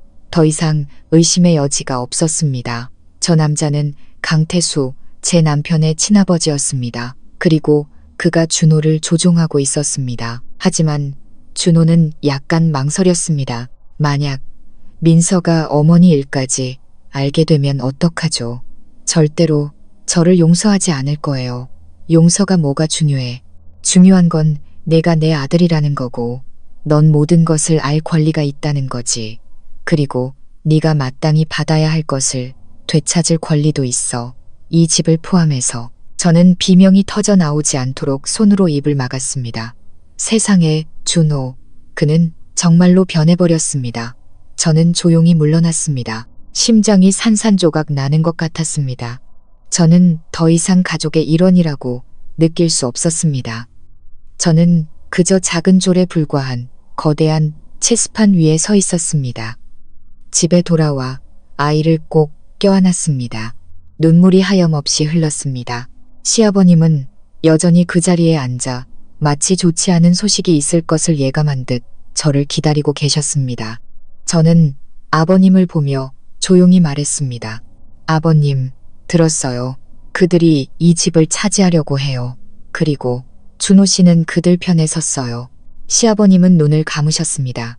아무 말씀도 하지 않으시고 그저 두 손을 꽉 쥐어 손톱이 살갗을 파고들 정도였습니다.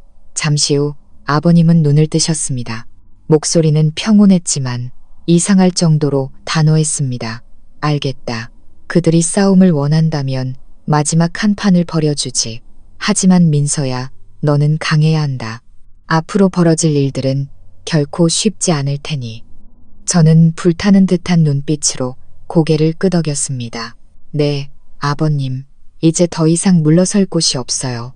그리고 그날부터 저는 며느리로서, 엄마로서, 그리고 진실이 다시 한번 묻히는 것을 용납할 수 없는 한 여성으로서 반격을 시작했습니다. 그날 밤 이후 저는 더 이상 순진하고 완벽한 가정에 대한 환상 속에 사는 여자가 아니었습니다. 저를 구해줄 수 있는 사람은 저 자신뿐이라는 것을 깨달았습니다. 남편의 어머니 인생을 망가뜨린 자에게 조종당하며 등을 돌린 남편에게 더는 기댈 수 없었습니다. 시아버님은 몇 년은 더 늙으신 것 같았습니다. 며칠 동안 말이 없으셨고 거의 시어머니의 영정 앞에서만 시간을 보내셨습니다. 아버님께서 괴로워하고 계신다는 것을 알았습니다. 그분은 돌아가신 아내의 명예를 지키기 위해 평생을 인내해 오셨습니다.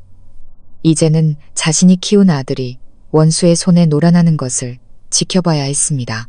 어느 날 아침 제가 아이에게 이유식을 먹이고 있을 때 아버님께서 저를 방으로 부르셨습니다. 민서야, 이걸 보여주고 싶구나. 아버님은 제단 아래 맨 밑 서랍을 여셨습니다.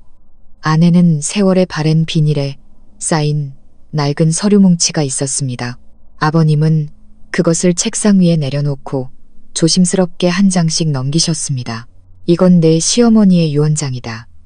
공증을 받지 않은 자필 유언장이지만 내 어미의 지장과 증인이 있다. 저는 눈을 동그랗게 떴습니다. 유언장이요? 어머님께서 유언장을 쓰셨어요? 그래. 돌아가시기 일주일 전 더는 가망이 없다고 느끼셨을 때 나와 담당 의사를 부르셨다. 마지막으로 남기고 싶은 것이 있다고 하셨지. 재산이 아니라 진실이라고. 저는 집중해서 읽었습니다. 시어머니의 글씨는 힘이 없었지만 또렷했습니다. 한 줄 한 줄이 제 심장을 베는 것 같았습니다. 나, 이화영은 정신이 온전할 때 이 글을 쓴다. 나는 현재 아들 김준호가 내 남편의 친아들이 아님을 확인한다. 내 남편 김영철 씨가 아닌 1987년 우리 집에 새들어 살던 강태수라는 남자가 준호의 친아버지다. 저는 차가운 숨을 들이마셨습니다. 또 그 이름, 강태수. 시어머니의 인생에 혼란을 가져왔고 이제는 준호를 어두운 계획으로 끌어들이기 위해 돌아온 그 남자. 저는 계속 읽었습니다. 나는 강태수를 사랑한 적이 없다. 나는 속았다. 내가 임신한 것을 알자 그는 떠났다. 나는 부끄러웠고 모든 것을 숨기고 싶었다. 다행히 내 남편, 내 인생에서 가장 선량한 그 남자가 아이를 친아들처럼 받아주었다. 나는 그 희생에 걸맞지 않다는 것을 알지만 내 아들이 나중에 나쁜 놈에게 이용당하게 둘 수는 없다. 만약 언젠가 강태수가 돌아온다면 이 유언장을 보관하는 사람은 부디 이것을 세상에 공개하여 우리 가족을 지켜주길 바란다. 저는 입술을 깨물었습니다. 눈이 따가웠습니다. 그 조용하던 시어머니는 사실 오래전부터 모든 것을 준비하고 필요한 날을 기다리고 계셨던 겁니다. 아버님, 증인은 누구예요? 저는 목이 메어 물었습니다. 박인수 원장님이다. 내 어미를 치료해 주셨던 분이지. 지금은 은퇴하셨지만 저쪽 동네에 아직 살아계신다. 이제 그분을 다시 모셔와야 할 때가 된 것 같다. 저는 고개를 끄덕였습니다. 머릿속에 명확한 계획이 그려졌습니다. 그날 밤부터 저는 매일 일기를 쓰기 시작했습니다. 준호의 이상한 행동, 몰래 보내는 문자, 이유 없이 외출하는 모든 것을 기록했습니다. 심지어 남편의 차에 몰래 위치 추적 장치를 설치했습니다. 언젠가 말없이 사라질 경우를 대비해서, 그리고 제가 바라지 않던 그날이 오고야 말았습니다. 어느 토요일 오후 준호가 이상한 표정으로 돌아왔습니다. 그는 바로 집으로 들어오지 않고 차 안에서 오랫동안 앉아 있었습니다. 저는 커튼 뒤에서 지켜보았습니다. 그는 휴대폰으로 한참 문자를 보내더니 의자에 등을 기대고 눈을 감았습니다. 마치 아주 큰 결심을 하는 사람처럼 그날 밤 그는 갑자기 뒤에서 저를 껴안으며 귓가에 속삭였습니다. 민서야, 만약 무슨 일이 생기더라도 날 원망하지 마. 저는 깜짝 놀라 무슨 일이냐고 물으려 했지만 그는 저를 꽉 안았습니다. 사랑의 포옹이 아니었습니다. 압박감과 후회가 뒤섞인 포옹이었습니다. 그리고 그는 말을 이었습니다. 인생이란 게 가끔은 원하는 걸 선택하는 게 아니라 해야 할 일을 해야 할 때가 있더라. 저는 침묵했습니다. 그 순간 제가 무슨 말을 하든 우리 사이의 얇은 막을 깨뜨릴 것이라는 것을 알았기 때문입니다. 다음 날 아침 저는 아무렇지 않은 척 일찍 일어났습니다. 준호는 갑자기 3일간 출장을 가게 되었다고 했습니다. 저는 고개를 끄덕이며 그를 문 밖까지 배웅했습니다. 하지만 그가 골목을 벗어나자마자 저는 즉시 휴대폰을 열어 위치를 추적했습니다. 그리고 화면에 뜬 위치는 저를 그 자리에서 얼어붙게 만들었습니다. 도시 서쪽 공단 끝에 있는 허름한 여인숙이었습니다. 그곳에는 어떤 회사도 어떤 출장도 없었습니다. 그저 남편을, 그의 어머니를 버렸던 남자의 소나기로 끌어당기는 어두운 길만이 있을 뿐이었습니다. 저는 시아버님께는 아무 말도 하지 않고 혼자 택시를 잡아 위치를 따라갔습니다. 저는 골목 입구에 서서 조용히 관찰했습니다. 거의 1시간 후 저는 준호가 키가 크고 마른 회색 재킷을 입은 남자와 함께 나오는 것을 보았습니다. 뒷모습만 보였지만 그가 바로 강태수, 제 남편의 친아버지라는 것을 알 수 있었습니다. 그들은 50m 떨어진 작은 카페로 걸어갔습니다. 저는 길 건너편 카페에 숨어 앉아 신문을 읽는 척했지만 귀는 팽팽한 활시위처럼 곤두서 있었습니다. 창문 너머로 두 사람이 오랫동안 이야기하는 것이 보였습니다. 준호는 여러 번 고개를 끄덕였고 얼굴은 굳어 있었습니다. 다른 남자는 낮은 목소리로 말하며 얇은 서류철을 가리켰습니다. 준호가 그것을 받아 열어보았습니다. 안의 내용은 보이지 않았지만 그것이 우리 가족의 운명을 결정할 무언가라는 것을 알 수 있었습니다. 그들이 일어나 나갈 때 저는 조용히 모든 순간을 사진으로 찍었습니다. 그리고 집으로 돌아와 모든 사진을 인화하고 날짜와 시간, 장소를 명확히 기록했습니다. 모든 것을 준비해야 했습니다. 마주할 시간이 다가왔다는 것을 알았기 때문입니다. 3일 후 준호가 집으로 돌아왔을 때 시아버님은 이미 거실에서 기다리고 계셨습니다. 아버님은 아무 말씀 없이 그에게 서류철 하나를 건네셨습니다. 시어머니의 자필 유언장이었습니다. 준호가 그것을 열어보자 얼굴색이 변했습니다. 저는 부엌에서 나와 그의 앞에 사진 뭉치를 내려놓았습니다. 미안해요. 이런 짓을 해서. 하지만 내 아들이 거짓으로 가득 찬 가정에서 자라게 할 수는 없었어요.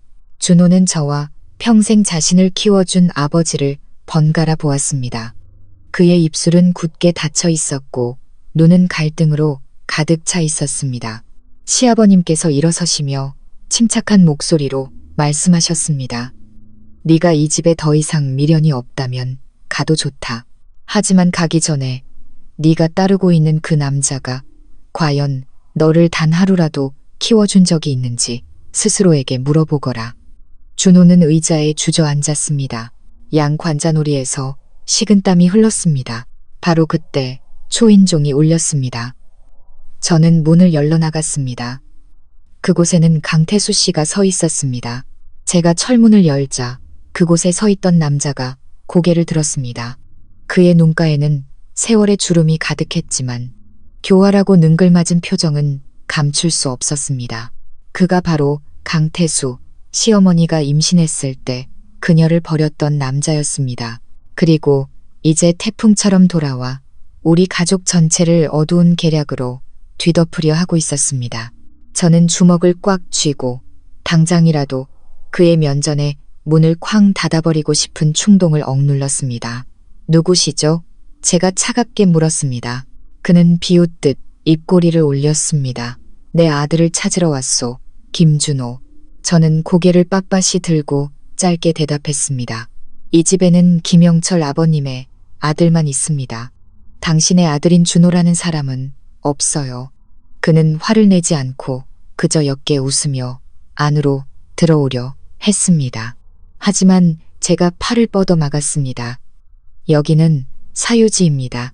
초대장이나 정당한 이유 없이 들어오실 수 없습니다. 나가주시죠. 그때 시아버님께서 문 밖으로 나오셨습니다. 아버님은 그 남자를 똑바로 쳐다보셨습니다. 분노도 비웃음도 아닌 조용하지만 잔인할 정도의 경멸이 담긴 눈빛이었습니다. 강태수, 네가 감히 아직도 여기에 얼굴을 들이밀다니. 강태수는 어깨를 으쓱했습니다. 내가 내 아들을 만나러 오는데 당신 허락이라도 받아야 하나? 시아버님은 바로 대답하지 않으셨습니다.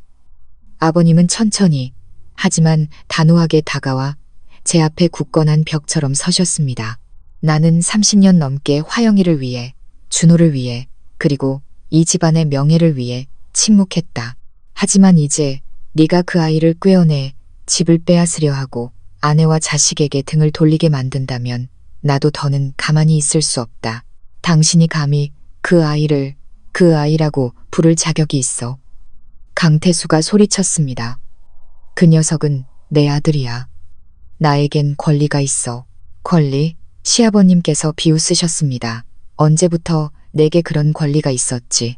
다른 여자에게 가기 위해 그 아이의 엄마를 버렸을 때부터, 내가 그 아이를 키우고 한 걸음 한 걸음 걸음마를 가르칠 때부터 내게 그 아이는 흥정거리로 내놓을 상품일 뿐이지. 안 그런가? 그때 준호가 집안에서 나왔습니다. 그의 얼굴은 창백했습니다. 그는 강태수를 보더니 갈등에 찬 눈빛으로 저를 돌아보았습니다. 그의 아버지 뒤에 서서 마음 아파하고 실망한 표정의 아내를 말입니다. 아버지, 준호가 작게 불렀습니다. 누구를 부르는 건지 알 수 없었습니다. 아들아, 강태수가 다가와 준호의 어깨를 가볍게 두드렸습니다. 아빠랑 가자. 우리 새로 시작하는 거야. 네가 속하지도 않은 이 집에서 고개 숙이고 살 필요 없어. 저는 이를 악물었습니다. 더 이상 참을 수 없었습니다. 만약 당신이 저 사람을 따라간다면 전 오늘 당장 이 집에서 나갈 거예요. 말리지는 않겠지만 제 아들이 자기 핏줄을 버린 사람의 말을 듣는 아버지 밑에서 자라게 두지는 않을 거예요. 준호는 움찔하며 저를 돌아보았습니다. 그의 눈은 핏발이 서 있었습니다. 민서야, 무슨 말을 그렇게 해. 난 그냥 진실을 알고 싶었을 뿐이야. 그래서 이제 알았어요? 제가 그의 눈을 똑바로 쳐다보았습니다. 알았다면 이제 선택해야죠. 이 가족 아니면 저 사람 둘 다 가질 수는 없어요. 준호는 시아버지를 돌아보았습니다. 아버님은 여전히 그 자리에 조용히 서 계셨습니다. 진정한 아버지처럼 단호한 눈빛으로 다른 말이 필요 없었습니다. 그 눈빛만으로도 준호는 혼란스러워했습니다. 그는 다시 강태수를 보았습니다. 한때 은인이라고 생각했고 몇 마디 달콤한 말과 명예를 되찾아주겠다는 약속에 설득당했던 그 남자를. 마침내 준호는 무릎을 꿇었습니다. 목이 맨 목소리로 말했습니다. 죄송합니다. 제가 너무 어리석었어요. 강태수는 눈을 가늘게 뜨고 목소리를 높였습니다. 그렇게 선택하겠다고? 저 약해 빠진 늙은이랑 죽은 여자 때문에 다시 시작할 기회를 버리겠다고? 시아버님은 주먹을 꽉 쥐셨지만 아무 말씀도 하지 않으셨습니다. 저는 한 걸음 앞으로 나아가 강태수를 똑바로 쳐다보았습니다.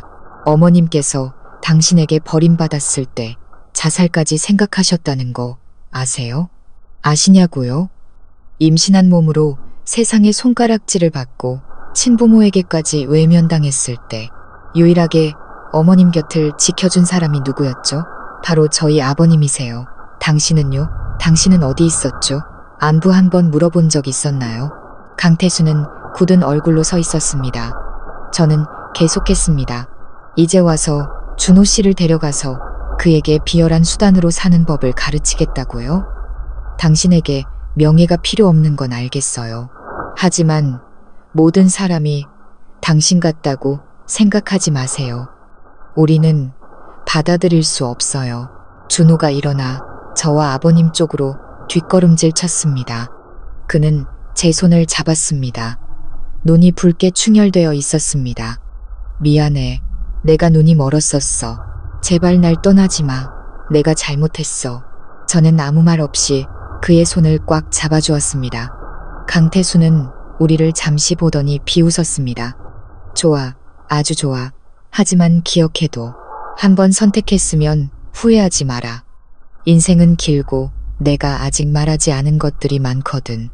그리고 그는 한번 뒤돌아보지도 않고 문 밖으로 걸어 나갔습니다. 그의 발소리가 완전히 사라졌을 때 시아버님은 조용히 의자에 앉으셨습니다. 아버님의 눈은 어머님의 영정사진을 향해 있었습니다. 그곳의 촛불이 마치 어머님의 영혼이 모든 것을 지켜보고 있는 것처럼 흔들리고 있었습니다. 아버님은 작게 속삭이셨습니다. 화영, 내가 당신과의 약속을 지켰소. 저는 준호를 돌아보았습니다. 그가 정말로 마음을 돌렸는지 아직 믿기지 않았지만 그의 눈에 담긴 후회와 깨달음, 그리고 고통을 보며 그가 정말로 돌아왔다는 것을 알 수 있었습니다. 저는 아이를 품에 안고 그의 옆에 앉았습니다.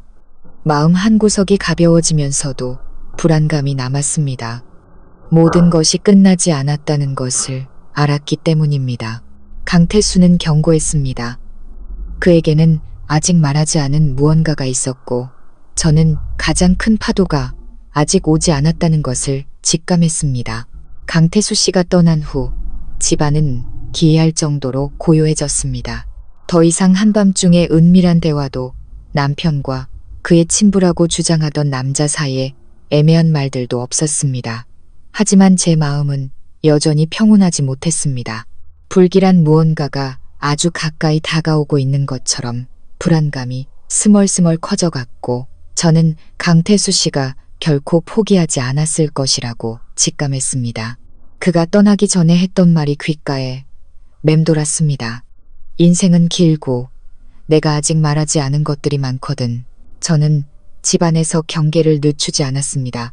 저는 몇몇 사각지대에 작은 카메라를 추가로 설치했습니다. 보안뿐만 아니라 시아버님과 제 아이의 안전을 위해서였습니다. 남편은 그 사건 이후 말이 없어졌습니다. 그는 종종 방 안에서 오랫동안 혼자 앉아 있었고 때로는 아들을 보며 마치 자신의 후회를 곱씹는 듯 한숨을 쉬었습니다. 일주일 후 제가 영정을 모신 방을 청소하고 있을 때 낯선 번호로 전화가 걸려왔습니다.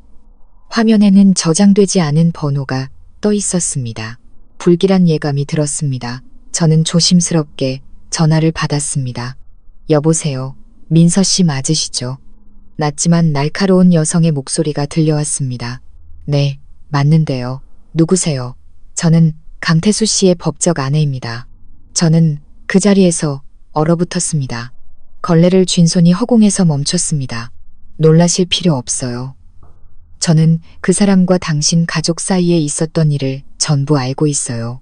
그리고 오늘 제가 전화한 건 경고를 하기 위해서예요. 저는 마른 침을 삼켰습니다. 무슨 경고죠? 그 사람이 모든 재산을 다른 사람 명의로 이전할 계획을 세우고 있어요. 그 중에는 당신 시어머니의 재산도 포함되어 있죠. 그가 오래전에 서류 사본을 가지고 있었거든요. 알고 계셨나요? 저는 온몸을 떨었습니다. 그걸 어디서 구했죠? 당신 시어머니께서 예전에 시댁에 계실 때 일부 서류를 두고 가셨어요. 강태수 씨가 그걸 손에 넣었고 어머님이 돌아가시기 전에 공증까지 받아뒀죠. 그는 그걸 이용해서 준호 씨의 친부로서 합법적인 상속 재산을 요구하는 소송을 제기할 생각이에요. 법적으로 맞든 아니든 일단 소송이 시작되면 당신 가족은 더 이상 평온하지 못할 거예요. 저는 숨을 헐떡였습니다. 심장이 세차게 뛰었고 분노와 걱정 그리고 혐오감이 뒤섞였습니다. 왜 저를 도와주시는 거죠? 제 마음속에 의심이 피어올랐습니다. 수화기 너머에서 여자가 작게 웃었습니다. 거짓말쟁이와 사는 삶에 질렸거든요. 저도 한때는 당신 남편처럼 눈이 멀었었죠. 하지만 이제 정신 차렸어요. 동정심 때문에 당신을 돕는 게 아니에요. 저는 그저 그 사람이 모든 것을 잃길 바랄 뿐이에요. 돈도, 사람도, 그리고 마지막 남은 명예까지도. 전화를 끊기 전 그 여자가 덧붙였습니다. 이기고 싶다면 원본 토지 대장을 찾으세요. 사본이 아니라 원본 등기부 등본이 있어야 해요. 그리고 재단 밑바닥에 있는 상자를 열어보세요. 거기에 당신에게 필요한 게 있을 거예요. 저는 전화를 끊고 머리가 어지러운 채로 시아버님을 찾아 달려내려갔습니다. 아버님은 의자에 앉아 여느 때처럼 염주를 돌리고 계셨습니다. 아버님, 재단 밑에 상자 같은 게 있나요? 제가 다급하게 물었습니다. 아버님은 놀란 눈으로 저를 보셨습니다. 누구에게 들었느냐? 강태수 씨의 아내라는 분이요. 그분이 원본 등기 부등본을 찾지 못하면 강태수 씨가 사본을 이용해 재산 분할 소송을 걸 거라고 했어요. 시아버님은 미간을 찌푸리셨습니다. 잠시 후 아버님은 일어나셔서 영정을 모신 방으로 올라가셨습니다. 저는 혼란스러운 마음으로 뒤따랐습니다. 아버님은 무릎을 꿇고 재단 서랍 뒤편의 나무판을 떼어내셨습니다. 잠시 후 아버님은 세월의 먼지가 가득 쌓인 검은색 철제 상자를 꺼내셨습니다. 안에는 소유주가 이화영, 즉 시어머니의 이름으로 된 낡은 등기부등본이 들어있었습니다. 이게 원본이다. 아버님께서 말씀하셨습니다. 화영이가 병세가 악화되었을 때 나에게 맡겼다. 언젠가 강태수가 돌아올까봐 두려워하며 깊숙이 숨겨뒀지. 저는 안도의 한숨을 쉬었습니다. 마치 전쟁터 한가운데서 방패를 주운 기분이었습니다. 그럼 우리가 원본을 가지고 있으니 그 사람은 아무것도 못하겠네요. 그렇죠, 아버님. 꼭 그렇지만은 않다. 아버님은 깊은 생각에 잠기셨습니다. 만약 그놈이 준호가 친아들이라는 것을 증명하고 화영이의 유언장이 법적 효력이 없다고 주장하면 상속법에 따라 유산 분할을 요구할 수 있다. 하지만 우리가 그놈이 준호를 방치했고 양육의 의무를 다하지 않았다는 것을 증명한다면 그놈에게는 아무런 권리가 없다. 저는 시어머니의 자필 유언장이 떠올랐습니다. 공증은 받지 않았지만 서명과 지장이 있었고 증인인 박인수 원장님이 계셨습니다. 그럼 박인수 원장님을 찾아야 해요. 제가 마치 깨달음을 얻은 듯 말했습니다. 나도 그 말을 하려던 참이었다. 바로 다음 날 아침 저는 시아버님과 함께 박인수 원장님이 은퇴 후 딸과 함께 살고 계신 옆 동네로 향했습니다. 거의 2시간이 걸려 도착한 곳은 대나무 숲 사이에 조용한 작은 집이었습니다. 박인수 원장님은 우리를 보시더니 순간 놀라셨습니다. 두 분 화영 씨 일로 오셨군요. 시아버님은 고개를 끄덕이셨습니다. 저는 유언장을 내밀었습니다. 원장님은 그것을 받아드시더니 눈시울이 붉어지셨습니다. 똑똑히 기억합니다. 제가 바로 그분이 떨리는 손으로 이 글을 한 줄 한 줄 쓰실 때 증인으로 있었습니다. 그분은 죽음이 두려운 게 아니라 남은 사람들이 서로를 오해하게 될까봐 두렵다고 하셨죠. 제가 그날의 대화를 녹음해 둔 것이 있습니다. 나중에 누군가 의심하면 제발 한마디만 도와달라고 부탁하셨기 때문입니다. 저와 시아버님은 감격에 벅차올랐습니다. 그럼 원장님, 그 녹음 파일 아직 가지고 계세요? 그럼요. 낡은 녹음기에 아직 그대로 있습니다. 다행히 고장 나지 않았더군요. 그리고 그날 저녁 저희는 녹음 파일을 손에 들고 돌아왔습니다. 유 원장이 진짜이고 감정이 진짜이며 강태수 씨가 하려는 모든 것이 탐욕스러운 자의 서투른 연극에 불과하다는 것을 증명할 살아있는 증거였습니다. 남편 준호는 그 녹음 파일을 듣고 어린아이처럼 울음을 터뜨렸습니다. 녹음 파일 속에서 그의 어머니는 목이 메어 말했습니다. 준호야, 엄마가 널 죄 속에서 낳아서 미안하다. 하지만 널 가진 것을 한 번도 후회한 적은 없어. 넌 내가 어리석었던 세월 속에서 얻은 유일한 선물이었단다. 무슨 일이 있어도 너는 올바르게 살아야 한다. 내 친아버지처럼은 되지 마라. 저는 그의 옆에 앉아 손을 잡아주었습니다. 이제 모든 것이 명확해졌습니다. 준호는 보고 이해했으며 더 이상 그 남자의 편에 설 이유가 없었습니다.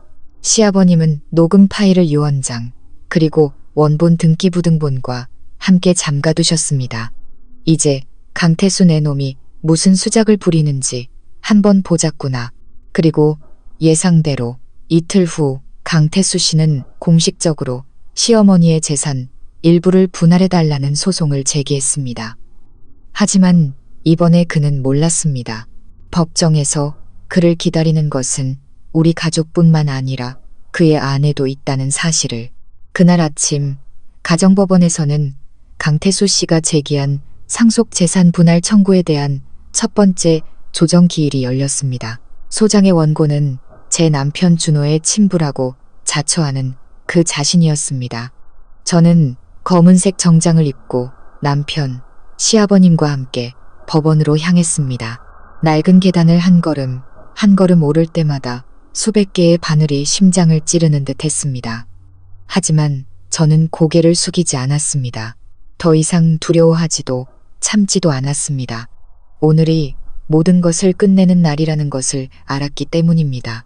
조정실에 들어서자마자 강태수 씨가 두꺼운 서류철을 손에 들고 의기양양한 표정으로 앉아있는 것이 보였습니다. 그의 옆에는 젊고 세련된 하지만 차가워 보이는 변호사가 앉아 있었습니다. 그들은 마치 우리 가족을 통째로 삼켜버릴 듯한 눈빛으로 우리를 쳐다보았습니다.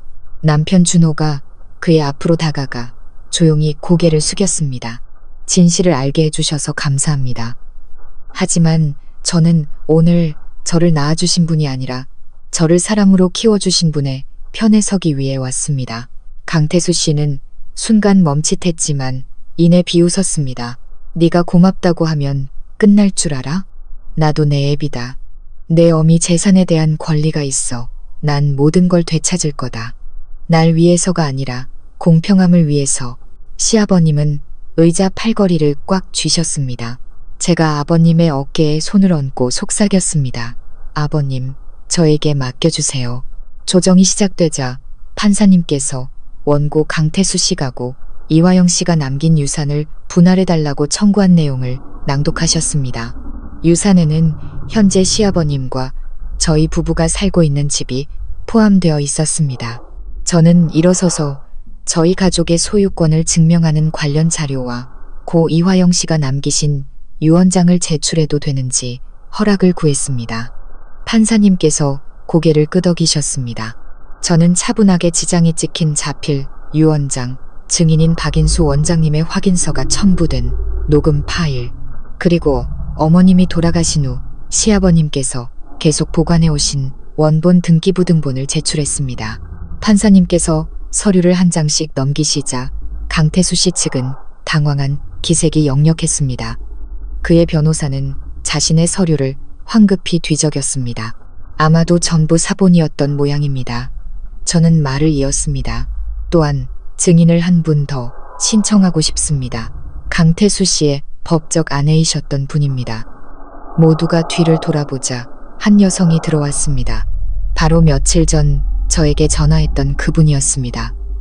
그녀는 소박한 옷차림에 머리를 높이 묶고 칼날처럼 날카로운 눈빛을 하고 있었습니다. 미소 한 점 없이 그녀는 곧장 들어와 혼인관계 증명서와 강태수 씨가 수년간 저지른 재정비리가 상세히 기록된 서류철을 제출했습니다. 20년 전 사기 혐의로 피소되었던 사건 기록까지 포함되어 있었습니다. 증언하겠습니다. 강태수 씨는 여러 사람의 재산을 갈취할 계획을 세웠습니다. 이제는 친부라는 명분을 이용해 이득을 취하려 하고 있습니다. 그동안 이 아이를 양육하거나 법적인 서류에 자식으로 인정한 적이 단 한 번도 없었습니다. 조정실은 물을 끼얹은 듯 조용해졌습니다. 판사님께서 강태수 씨를 보셨습니다. 반박할 내용이 있습니까? 그는 손을 떨며 입을 굳게 다물고 마치 탈출구를 찾듯 눈동자를 이리저리 굴렸습니다. 저는 제 권리를 명확히 하고 싶었을 뿐입니다. 서류를 위조해서요? 판사님께서 날카롭게 추궁하시자 그는 입을 다물었습니다. 마지막으로 법원은 강태수 씨의 청구를 기각하고 재산 갈취를 목적으로 허위 자료를 사용한 혐의에 대해 수사기관의 사건을 이첩한다고 선언했습니다. 저희는 눈부신 햇살 속에서 법원을 나섰습니다. 마음은 구름처럼 가벼웠습니다. 시아버님은 법원 문 앞에서 눈시울을 붉히시며 염주를 돌리며 속삭이셨습니다. 화영, 마침내 당신도 편히 쉴 수 있게 되었소. 저는 준호를 돌아보았습니다. 그는 제 손을 잡았습니다. 모든 것이 밝혀진 후 처음으로 그는 예전처럼 진심 어린 목소리로 말했습니다. 미안해. 그리고 날 버리지 않아줘서 고마워. 저는 가볍게 고개를 끄덕였습니다. 많은 말이 필요 없었습니다. 그 눈빛만으로도 저의 작은 가족이 다시 제자리로 돌아왔다는 것을 알 수 있었습니다. 그날 저녁, 온 가족이 소박한 저녁상에 둘러앉았습니다. 아이는 얌전히 잠들어 있었고 시아버님은 손주를 보며 미소 지으셨으며 준호는 일어나 제게 국을 떠주었습니다. 작은 행동이었지만 지금 저에게는 의미 있는 속죄의 표현이었습니다. 저는 일어나 아버님께 물을 따라드렸습니다. 아버님, 이제부터 우리 정말 평온하게 살아요. 서로를 지키고 우리 가족을 지켜요. 아버님은 눈물을 글썽이며 고개를 끄덕이셨습니다. 그리고 저를 보시며 쉬어버린 목소리로 말씀하셨습니다. 고맙다. 민서야, 너는 그냥 며느리가 아니다. 이 집안이 받은 복이다. 저는 웃음을 터뜨렸습니다. 더 이상 어떤 걱정도 섞이지 않은 웃음이었습니다. 어쩌면 과거는 언제나 되돌아오는 법인지도 모릅니다. 하지만 서로를 지키고 이해하는 사람들만이 모든 것을 극복할 수 있습니다. 행복이란 깨진 적이 없는 것이 아니라 제때에 다시 붙일 줄 아는 것입니다. 시청자 여러분, 오늘 이야기는 많은 분들께 생각할 거리를 던져주었을지도 모릅니다. 과연 혈연이 정보다 중요한지, 사람의 마음이 불분명할 때 과연 가족은 평온을 지킬 수 있는지. 하지만 분명한 것은 굳건한 신념과 현명함, 그리고 진실한 사랑이야말로 가정을 지키는 힘이라는 것입니다. 오늘 이야기에 감동하셨다면 채널 구독과 함께 아래에 댓글을 남겨주세요.